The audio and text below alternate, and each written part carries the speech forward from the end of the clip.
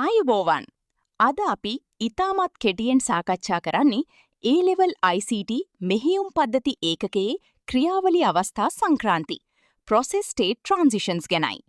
ලබා දී ඇති රූප සටහනට අනුව MCQ ප්‍රශ්නපත්‍රයේ P, Q, R සහ S අනුපිළිවෙල හඳුනා ගැනීම තමයි අපේ අභියෝගය.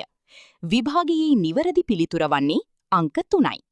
මතක තබා ගන්න P කියන්නේ dispatching.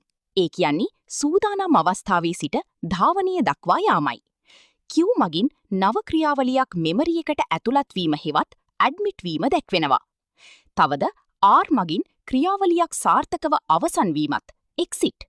S මගින් දත්ත යෙදවුම් හෝ නිමවුම් බාධාවක් නිසා අවහිර වූ waiting අවස්ථාවට පත්වීමත් නිරූපණය වෙනවා. මේ අනුපිළිවෙල නිවැරදිව වටහා ගැනීම විභාගයට ඉතාමත් වැදගත්. වැඩිදුර විස්තර සඳහා මේ ස්ලයිඩ්ස් අධ්‍යයනය කරන්න. ස්තුතියි.